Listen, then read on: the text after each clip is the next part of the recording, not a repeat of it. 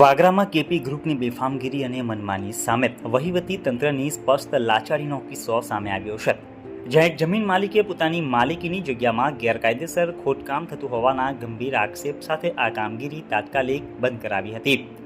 પ્રાપ્ત માહિતી અનુસાર જમીન માલિક મુસ્તાકભાઈ દલાલે તેમની માલિકીની જગ્યામાં થઈ રહેલા ખોદકામ ઉપર સવાલો ઉઠાવ્યા હતા અને કામ રોકાવ્યું હતું.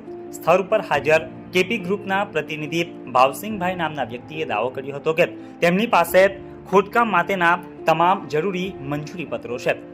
જોકે જ્યારે મુસ્તાકભાઈએ ભાવસિંહભાઈ પાસે આ મંજૂરીના કાગળો બતાવવાની માંગણી કરી ત્યારે ભાવસિંહભાઈએ સંતોષકારક જવાબ આપવાને બદલે લૂલો બચાવ કરતા કહ્યું હતું કે આજે હું બેગ લઈને નથી આવ્યો, પછી બતાવી દઈશ. આ જવાબથી કેપી ગ્રુપની કામગીરીની કાયદેસરતા ઉપર મોટો સવાલ ઉદ્ભવે છે. આ સમગ્ર મામલે વહીવટી તંત્રની નિષ્ક્રિયતા અને લાપરવાહી સ્પષ્ટ દેખાઈ રહ્યું છે. સૌથી આશ્ચર્યજનક બાબત એ છે કે હાલ જે ખોદકામ ચાલી રહ્યું છે તેની સ્થાનિક વહીવટી તંત્રને કોઈ જ જાણકારી નથી. આટલું જ નહીં, ખોદકામ માટે આરએનબી વિભાગની મંજૂરી લેવાઈ છે કે કેમ તે જાણવા માટે આરએનબી વિભાગના ડીઈ રોનક શાહનો સંપર્ક સાધવાનો પ્રયાસ કરવામાં આવ્યો, પરંતુ તેઓ ફોન ઉપાડવાની પણ તસદી લેતા નથી, જેના કારણે મંજૂરીની સ્થિતિ સ્પષ્ટ થઈ શકી નથી. સ્થળ ઉપર હાજર ભાવસિંહભાઈએ પોતાની દલીલો ચાલુ રાખતા જણાવ્યું હતું કે આ બધા ખાડા કેપી ગ્રુપ દ્વારા કરવામાં આવેલ નથી. અમુક ખાડાઓ જીબી દ્વારા કરવામાં આવ્યા હોવાની તેમણે પુષ્ટિ કરી હતી. સાથે જ તેમણે ભારપૂર્વક દાવો પણ કર્યો હતો કે જો કોઈ પણ અકસ્માત સર્જાશે તો તેની સંપૂર્ણ જવાબદારી અમે લેવા માટે તૈયાર છે. જોકે ગેરકાયદેસર કામગીરીની સંભવિત જવાબદારીનો આ દાવો નિયમોના ઉલ્લંઘનને યોગ્ય ઠેરવતો નથી. સમગ્ર ઘટના ઉપરથી સ્પષ્ટ થાય છે કે કેપી ગ્રુપ કાયદાને નેવે મૂકીને બેફામ રીતે કામગીરી કરી રહ્યું છે, જ્યારે જવાબદાર સરકારી તંત્ર ઊંઘતું ઝડપાયું છે. આરએનબી વિભાગના અધિકારી ફોન ન ઉપાડવો અને સ્થાનિક તંત્રને ખોદકામની જાણ ન હોવી એ દર્શાવે છે કે કેપી ગ્રુપની દાદાગીરી સામે સિસ્ટમ કેટલી લાચાર બની ગઈ છે. જમીન માલિક મુસ્તાકભાઈની જાગૃતિએ આ ગેરકાયદેસર ગતિવિધિઓને અટકાવી છે, પરંતુ હવે સવાલ એ છે કે વહીવટી તંત્ર આ ગંભીર બેદરકારી સામે ક્યારે કડક પગલાં ભરશે.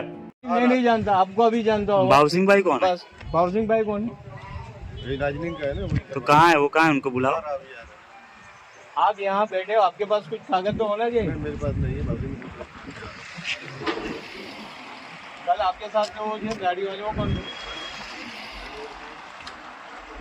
वो सोल भाई। सोहेब भाई थे, उनके पास कोई परमिशन? हाँ वही करा रहे थे, मैं तो अभी आया 2 दिन में। वो है उनके पास परमिशन, तो उनको बोल के मंगा लो। फोन तो आपके नंबर तो होगा ना? हाँ फोन करके बुलाओ उनको। किसका काम चल रहा है यहाँ पे किसका काम चल रहा है?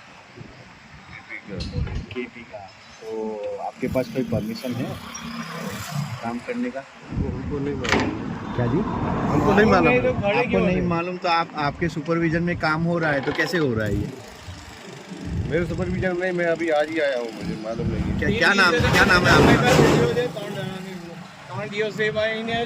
क्या नाम है आपका? सुरेंद्र कुमार। क्या पोस्ट है आपकी? इंजीनियर। इंजीनियर हो तो आपको पता होना चाहिए ना, कहीं पे काम करते हो तो परमिशन लेटर आपके पास होना चाहिए, ये पता है आपको? नहीं, मैं टेम्परेरी आया हूँ यहाँ, सोल भाई देखते हैं, मैं नहीं देखता हूँ। आप खड़े हो ना, आपके सुपरविजन में काम हो रहा है, आप कैसे बोल रहे हो कि मैं नहीं देखता हूँ इधर? बुलाओ भावसिंह भाई को, बुलाओ यहाँ स्थल पे बुलाओ. जो भी ऑथराइज्ड पर्सन है उसको बुलाओ.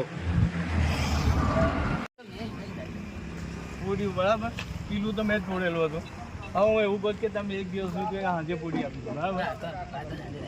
પણ એવું નહીં, મારી ઈટો આવશે, હવે નાખું કઈ લઈને તમે તો આજે પાછું ખોટવાનું ચાલુ જ છે નાખવાનું. આપણે પીસીસીની વાત પીસીસી થોડું બેસી જાય એટલે પીસીસી એવું તો મેં કીધું, આખું ફરિયામાં જવાનો રસ્તો બંધ થઈ ગયો મારો. આપણે બધું છોડેલું છે, જો ને તમે. હવે આ પરમિશન કોની પાસેથી આવે? આ પરમિશન લીધી આવે પાછી કોની અમારી પાસે તો પરમિશન છે. કોની તમારી છે, રોડની છે, મારી સહી નહીં હોય. તમારી તો વાત થયેલી જ છે. વાત થયેલી એ વાત છોડો ને, આ બીજી વખતનું કોને તમારી છે? બીજું તો અહીંયા જ કેબલ છે ને આપણો. હવે તો કેબલ એ છે, 5 મહિના કેબલ નાખતા થાય. બાપુ વરસાદને કારણે એવું છે ને, વરસાદ રહી તો અમને શું વાંધો? પછી વરસાદને મારે આ બધું બંધ રાખવાનું. આ ચાલો કોઈ લો, હવે આજે જ ક્લાસ ચડવાનો. આરએનબી વિભાગની કોઈ પરમિશન છે, મંજૂરી છે? તો કેટલા એની નિયમ શું હોય છે? કેટલા? 3 વર્ષ ના ના, રોડથી કેટલું અંતર છોડવાનું હોય છે? 2 મીટર છોડવાનું હોય છે. 220 કાકાની જમીન લાગી છે, ખબર જ છે. છે એવો કોઈ પરિપત્ર છે આપના પાસે? હમ? એવો કોઈ પરિપત્ર છે? હા એ સાહેબ આવશે એટલે હું તમને બતાવીશ. શું છે તમારી પોસ્ટ શું છે? સુપરવાઇઝર. સુપરવાઇઝર છે. તો તમારી પાસે અહીંયા મંજૂરી છે કોઈ લેખિતના પ્રમાણે પર હા છે ને, સાહેબ આવે એટલે હું બતાવી દઉં, વર્કશોપ કરાવી દઉં. કોણ છે સાહેબ? વર્કશોપ કરું તો ક્યારે આવે છે રફીક સાહેબ? ક્યારે આવે છે? બીમાર છે, તમને ખબર તો છે. તો પછી તમે અહીંયા કામ કરાવો છો તો તમારા પાસે હા તો હમણાં જ મગાવી લો, મારી પાસે ફાઇલ બી છે પણ હું આજે નહીં લાવ્યો વળી. કામ કરવાનું હોય છે ત્યાં તમારી પાસે મંજૂરી લેટર હોવું જોઈએ. હવે તો પછી વગર લેટરે તમે કઈ રીતે કામ રોજ બેગ લઈને નહીં આવતો સાહેબ હવે એટલે. કામ તો રોજ ચાલે ને, પણ કામ રોજ ચાલે ને, કામ રોજ ચાલે છે ને, તો પછી કેમ રોજ બેગ લઈને નથી આવતું? અત્યારે અમને માલિકીની જગ્યા છે. સાંભળો સાંભળો, તમારું કંઈ અમે ખોટું કર્યું હોય તો વસ્તુ હલો. તમે કીધું ત્યારે કરજો. ભાવસિંહભાઈ, તમારે મને મારો નંબર નતો, મેં કાલે જીતુભાઈને કેમ કીધું? મેં એ જ વાત કહેવા હા. માંગુ છું કે તમારા મજૂર કાલે પહેલેથી સાતના લાકડાથી લઈ ગયા ને પેલા બંબુ તોડીને લઈ ગયા. મેં આ લોકોને કામ રોકાવાનું કારણ એ જ કે મને કે આજે પૂરું થઈ જાય, કાલે અમારું કામ નથી મળવા ગયું. આ ખાડાનું મેં પહેલી બાજુ ના ના બોલાવો હમણાં તમને કહું. એ જ બોલશે એના મોદી. મેં કીધું કે આ લાકડાની જેની છે કે અમારી જવાબદારી નથી. તો મેં કીધું જવાબદારી નથી તો આ માણસો પાછળથી કીધું તો મારું કેમેરા નથી. હા એ તો મને આ પેલા હમણે છે પાછળની સાઈડ મને તો દેખાય છે ને, તમને ના દેખાય તો અચ્છા, આ રોડની કામ કરવામાં આવે છે અને ખાડા ખોદવામાં આવે છે, કોઈ અકસ્માત થશે તો જવાબદારી કોની રહેશે એમાં? મેં લેશું ને જવાબદારી. કોઈ અકસ્માત બતાવો તમે, અમે મુસ્તક સાહેબ ખોટું કર્યું હોય તો વસ્તુ કહું તમને. એટલે અકસ્માત થશે તો તમે એટલે તમે માનો છો કે અકસ્માત અહીંયા થશે ખાડો એમ ને? પૂરી જ દે, તરત જ મોટી. ક્યારે પૂરા? ખાડા 3 મહિના સુધી તો ખુલ્લા હતા. જે જીએબી ના ખાડા હતા જોઈ લો, જે હસ્તા બી ખાડા છે મારા અરે ખાડા છે. તમારા નામની અરજી થયેલી છે મામલતદારમાં. જીબીના ખાડા તો ખાડા તમે કેમ પૂર્યા તમે? મેં કઈ કર્યું, મારો એક ખાડો હતો એમાં મૂકી દો. તો હતો ને મતલબ તમારા ખાડા હતા ને? તો કેમ નાખો છો તમે કે મારો ખાડો નથી એમ?